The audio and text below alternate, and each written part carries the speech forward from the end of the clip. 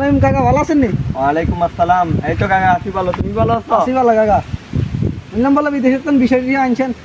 এই তো আনলাম ভিসা 14টা আনছি। আর তুমি কি যাইবা বানি? তাই আমি কাকা কেন দিতাম ভালো হইতো। আমার ভিসা আছে তো অনেকগুলা, ধরো না তোমার এই যে খেজুর গাছ, খেজুর হরবা, তারপরে হইলো তোমার খাতে ওই জায়গায় অনেক তোমার ঘাস আছে, ঘাস পরিষ্কার করবা, তারপরে আরেকটা আছে পাক শাক করবা, তোমার ওইটাতে স্যালারি ভালো, বুঝো নি? তুমি কোনটাতে যাইতে চাও? যেটা ভালো হবে সেটা দিলে তো না, ভালো এই হইতো। ঠিক কাজ আছে ওইটা করবা। আমি কই তুমি কি তুমি পাক শাকের কাজে যাও, ঠিক আছে? আমি ওইটাতে বুঝি ভালো এটা বেতন। সেটাই মানুষের ফাঁক শাক করে দিব। ওই দেশের মহিলা করে তুমি ফাঁক শাক করে রাঁধি খাওয়াইবা। ইয়া মহিলারা আর না এই দেশের নিয়মে তো এটা, মহিলা করে ফাঁক শাক করে রাঁধি খাওয়াইবা। কি কয় এই দেশের নিয়ম এটা। না, তুমি আরেকটা ভিসা আছে ওইটাতে যাইবা, হাম্মামের ভিসা। ওইটা খুব আমার ভালো, বিষয়টা কি বিষয় আবার এটা রেকর্ড। ওইটা খুব ভালো বেতন। তুমি গেলে ওইটাতে কষ্ট কম। পানি কাম।